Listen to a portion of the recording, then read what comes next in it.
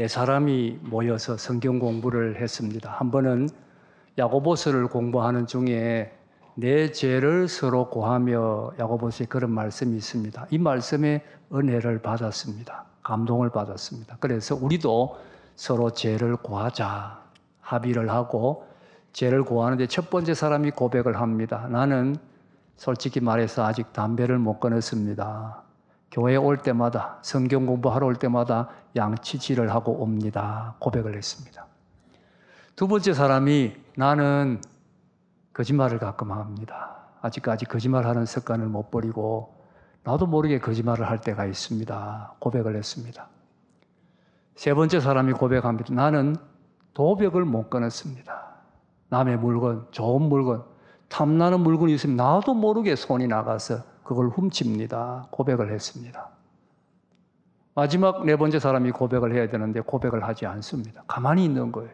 세 사람이 우리가 다 고백했는데 당신도 고백을 해라. 압력을 넣지요. 압력을 넣으니까 마지막 사람이 고백을 합니다.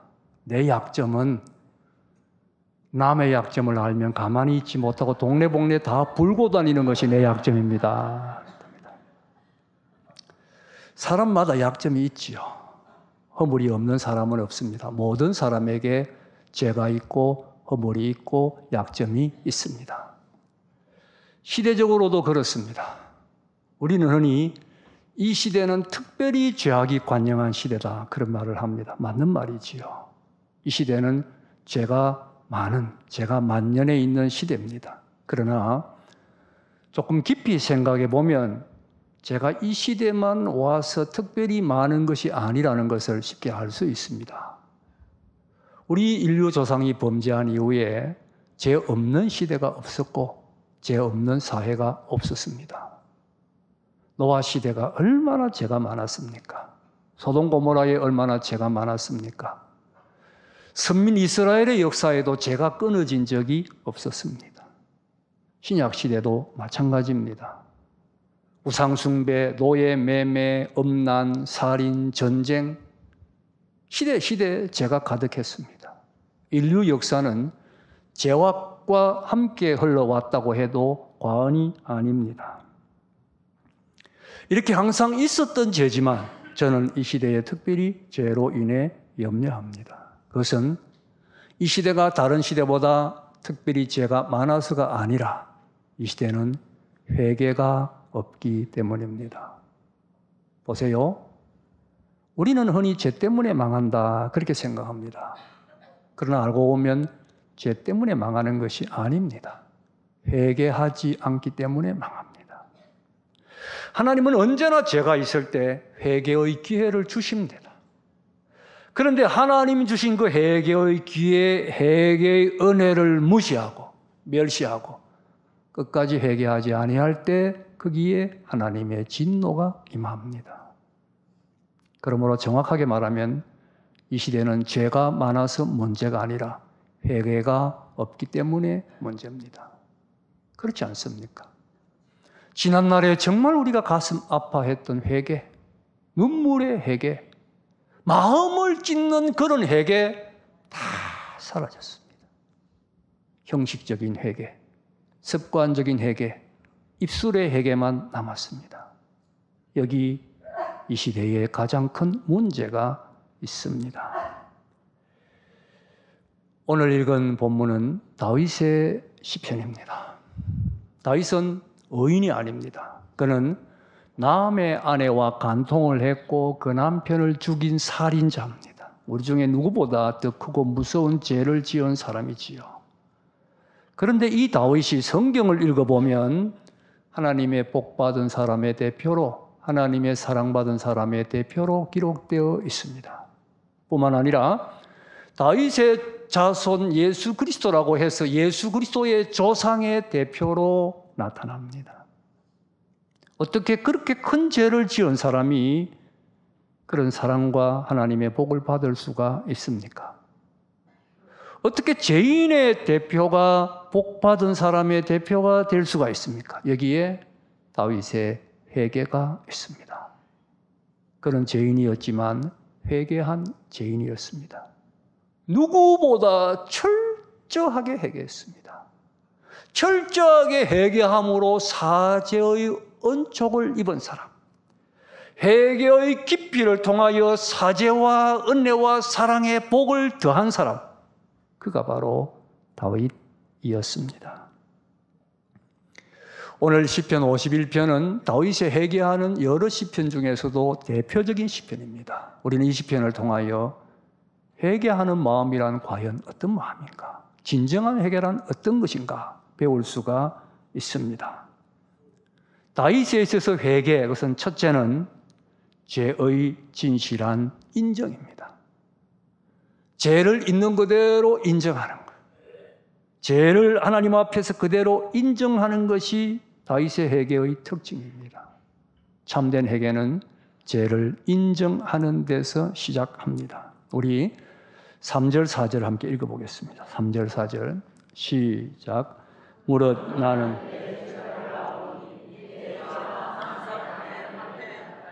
내가 주께만 범죄하여 주의 목전에서 악을 행하여 싸우니 주께서 말씀하실 때에 어려우시다 하고 주께서 심판하실 때에 쓰절하시다 하리이다. 뭐라고 말했습니까? 하나님, 내가 내 죄를 압니다. 내 죄가 항상 내 앞에 있습니다. 깨끗하게 인정하는 것이요. 한마디 변명하지 아니하고 합리화시키지 아니하고 내가 주께만 범죄하여 주의 목전에서 악을 행했습니다. 하나님, 내가 죄를 지었습니다. 깨끗하게 시인하고 인정을 합니다. 생각해 보면 나단 선지자가 찾아와서 다윗의 죄를 책망할 때에 나단 한 사람만 없애버리면 죄를 덮어버릴 수 있었습니다. 선지자 외에 왕 앞에 나서서 감히 죄를 지적할 사람은 아무도 없었습니다. 그 나단 한 사람만 싹 없애버리면 깨끗하게 덮어버릴 수 있었습니다. 그런데도 나단이 왕이 범죄했습니다 라고 말할 때 깨끗하게 겸손하게 무릎을 꿇습니다. 왕의 채통, 왕의 체면 다 버리고 하나님 앞에 그대로 깨끗하게 겸손히 엎드립니다. 하나님, 내가 죄를 지었습니다. 얼마나 아름다운 모습인지 모르겠습니다. 현대인들은 죄를 인정하지 않습니다. 어떻게 하든지 변명하고 합리화시키고 덮어버리려고 합니다. 여러분, 텔레비전을 통하여 죄를 짓고 검찰에 불려가는 높은 사람들 많이 보셨을 겁니다. 그들이 인터뷰하는 장면들을 다 기억하실 겁니다. 불과 몇 시간 후면 드러나는데도 한 사람도 내가 잘못했습니다, 내가 죄 지었습니다, 그렇게 말하는 사람 없습니다. 다 부인하고 변명하고 아니라 그러고. 저는 그 인터뷰 자리에서 내가 죄 지었습니다, 내 책임입니다, 그렇게 말하는 사람을 아직 한 명도 못 보았습니다. 그렇게 말하는 사람이 나타나면 저는 그분을 존경할 것입니다. 끝까지 거절하고 부인하고 변명합니다. 여러분, 그 사람들 나무랄 거 있겠습니까? 하나님 앞에 그것이 내 모습 아니겠어요? 변명하고 합리화시키고 부인하고 인정하지 않으려고 하고. 죄는 인정을 하는 데서, 그대로 인정을 하는 데서 회개가 시작되는 겁니다. 양심이 책망하지 않습니까? 그런데 자꾸 무시해버리면 양심의 가책도 점점 무디워져요. 나중에는 죄를 죄로 알지도 못하고 양심의 가책마저 사라지게 됩니다. 그런가 하면 어쩌다가 인정을 해도 거기에 변명이 많습니다. 설명이 많아요. 무엇 때문이다, 어쩔 수가 없었다, 누구 때문이다. 여러분, 변명하는 것은 참된 회개가 아닙니다. 인간관계에서도 그렇습니다. 사과할 때는 사과만 하면 됩니다. 내가 잘못했다고 말하러 갈 때는 잘못했습니다, 내가 잘못했습니다, 그것으로 끝내면 되는 거예요. 그런데 잘못하러 말하고 갔다가 싸우고 옵니다. 왜 싸우고 옵니까? 내가 잘못했습니다마는 그러나 당신도 이렇게 하다가 이게 복잡해져서 싸움이 되는 거예요. 여러분, 10마디로 말하든 100마디로 말하든 내가 잘못했을 때는 내가 잘못한 겁니다. 더 이상 말할 필요가 없습니다. 깨끗하게 시인하는 모습, 그게 얼마나 아름답습니까? 다윗을 보십시오. 다윗은 우리가 인간적으로 생각하면 여자에게 문제가 있습니다. 그러나 그의 회개의 시편 그 어디를 읽어봐도 바세바에 대한 언급이 한마디도 없습니다. 바세바를 원망하는 말이 단 한 번도 없습니다. 솔직히 생각해 보십시다. 여러분은 샤워할 때 남들이 보는 곳에서 샤워합니까? 누가 그렇게 샤워를 합니까? 다 커튼이 혹시 열려있진 않나 닫고, 문이 열려있진 않나 닫고, 그렇게 해서 목욕을 하지. 어떻게 여자가 실내가 아닌 실외에서 남들이 보는 곳에서 목욕을 할 수가 있습니까?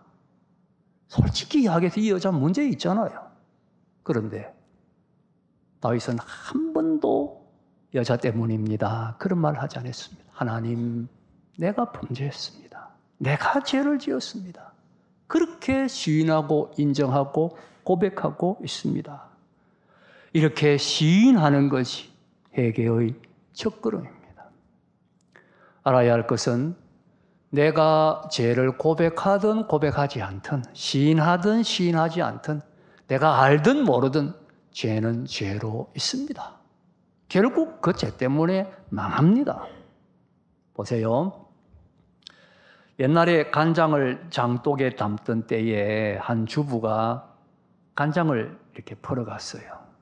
장독 뚜껑을 열고 간장을 퍼는데 그날따라 뭔가 부딪히는 거예요. 그래서 장독 뚜껑을 다 열고 뭔가 하고 들여다본 겁니다. 그동안에 간장 뜰 때는 아무 생각 없이 그냥 떠왔는데 그날따라 부딪혀서 보니까 간장 위에 허연 쥐가 한 마리 죽어가지고 떠 있는 겁니다. 얼마나 오래되었던지 허옇게 썩어가지고 너덜너덜 다 떨어졌어요. 지금까지 그걸 모르고 먹은 겁니다. 자, 그것도 모르면 괜찮겠습니까? 모르고 그냥 먹으면 괜찮은 거예요? 아니지요. 제가 그와 같습니다. 내가 모른다고, 내가 시인하지 않는다고 끝나는 것이 아닙니다.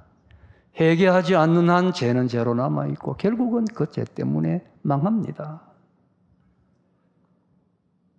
여러분 깊이 생각해 보십시오. 왜 괴롭습니까? 왜 나는 통쾌하게 웃을 수가 없습니까? 내 마음을 억누르고 있는 것이 무엇입니까? 숨겨둔 죄, 숨겨진 죄, 회개하지 못한 죄, 회개의 기회를 놓친 죄가 마음속에 숨어 있습니다. 이 죄가 나를 괴롭히고 있는 것이지요. 하나님 앞에 고백해야 됩니다. 다윗처럼 하나님, 내가 주께 범죄했습니다. 주의 목전에서 악을 행했습니다. 깨끗하게 시인해야 합니다. 죄를 죄로 시인하는 여기에서 회개가 시작된다는 것을 잊지 말아야 합니다.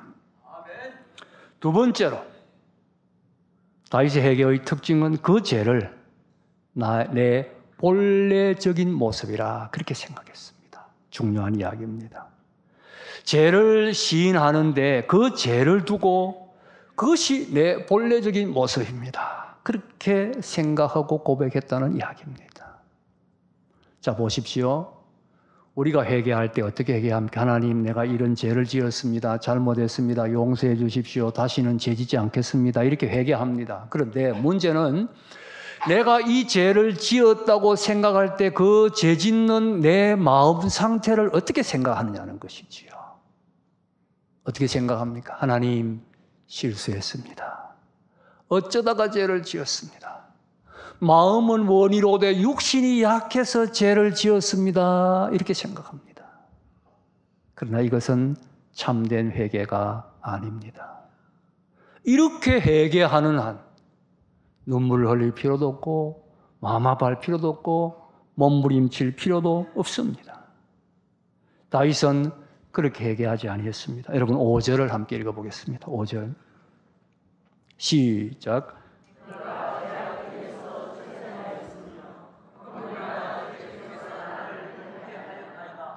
무슨 뜻입니까?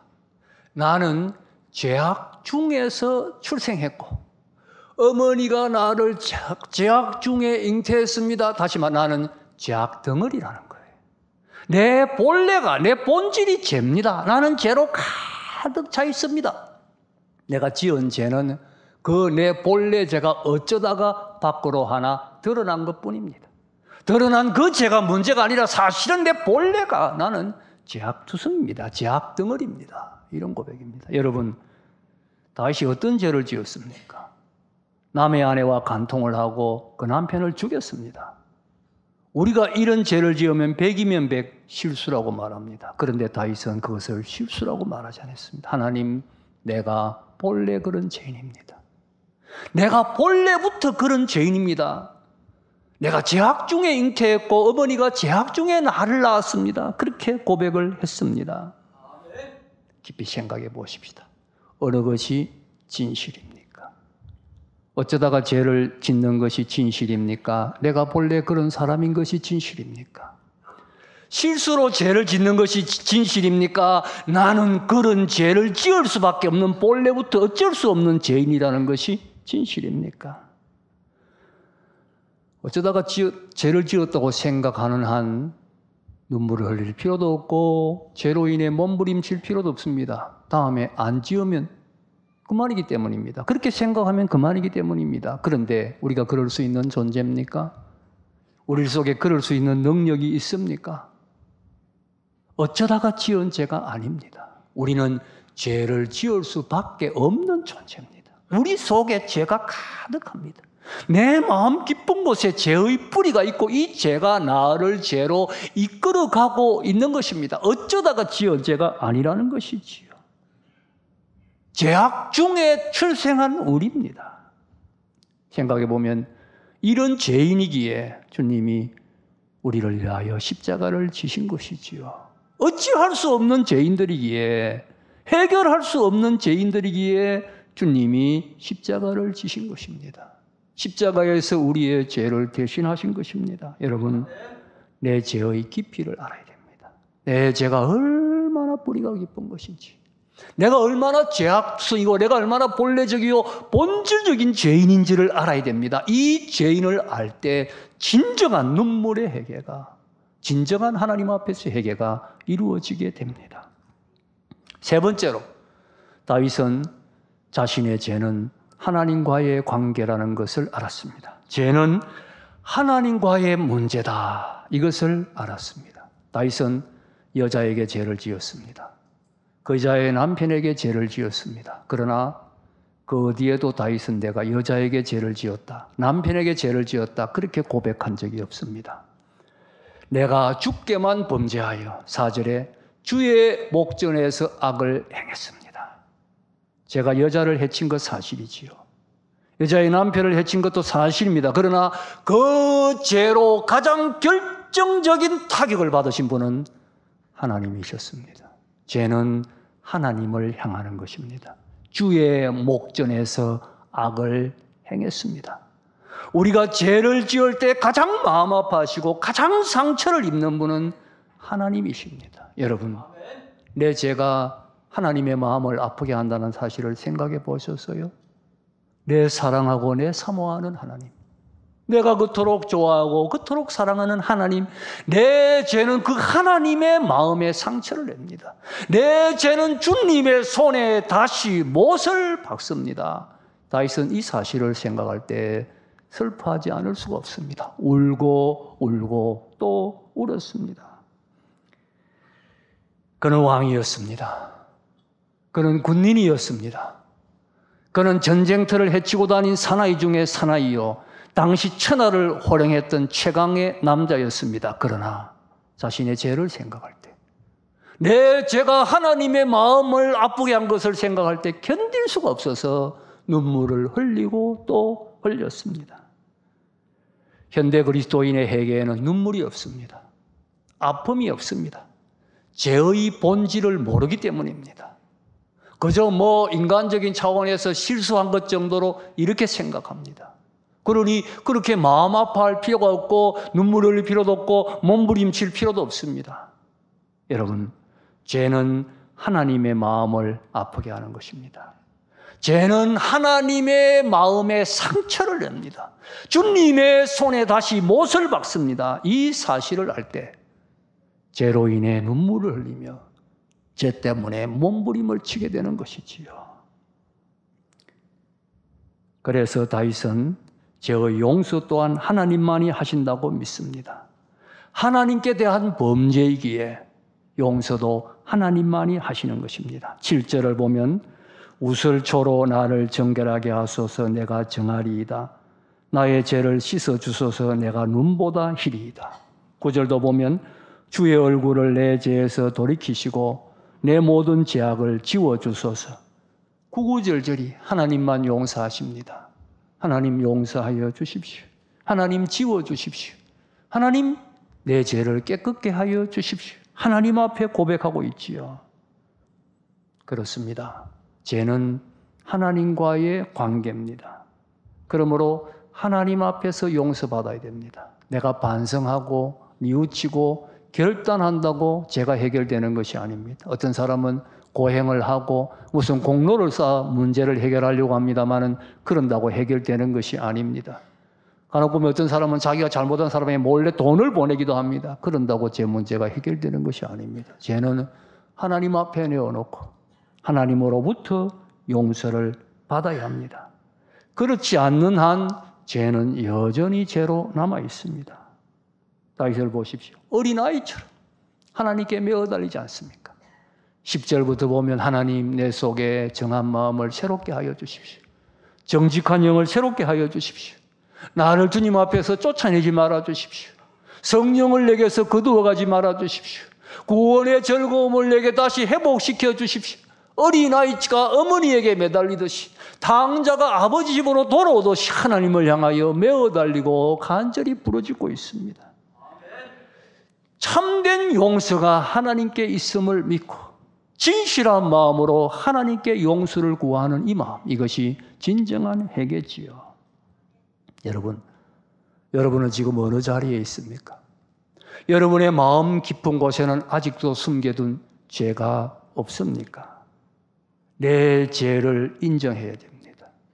내 죄가 얼마나 뿌리 깊은 것이고 얼마나 하나님의 마음을 아프게 하는 것인가를 알아야 합니다. 그래서 회개하는 마음으로 주님 앞에 나와야 합니다. 오직 주께만 긍휼이 있고 주께만 용서가 있음을 믿고 주님 앞에 자복하며 회개해야 합니다. 보세요. 이러한 회개였기에 하나님이 얼마나 기뻐했는지 몰라요. 정직한 영을 새롭게 해주셨지요. 성령 충만하게 해주셨지요. 구원의 즐거움도 회복시켜 주셨지요. 뿐만이 아닙니다. 더 큰 복을 주셔서 하나님의 복받은 사람의 대명사가 되게 해주시고 성군 다윗으로 올려주셨습니다. 인생은 누구나 범죄합니다. 문제는 죄를 짓는 데 있는 것이 아니고 회개하지 않는 데 있습니다. 참된 회개를 회복해야 됩니다. 내 죄를 하나님 앞에서 깨끗하게 인정하고 내 죄의 뿌리가 얼마나 깊은가를 깨달아야겠습니다. 내 죄가 하나님의 마음을 아프게 한다는 것을 절실하게 깨닫고 정말 가슴을 찢는 마음으로 눈물 흘리는 마음으로 통회하는 마음으로 상한 심령으로 하나님 앞에 회개할 때 하나님 용서하십니다. 기억도 하지 않습니다. 깨끗하게 용서하시고 정직한 영을 새롭게 하시고 성령으로 충만하시고 구원의 즐거움을 회복시켜 주십니다. 더 복된 자리로, 더 축복의 자리로 우리를 인도하여 주십니다. 참된 회개를 통하여 참된 사죄의 은총을 누리며 살아가는 여러분 다 되시기를 주님의 이름으로 축복합니다.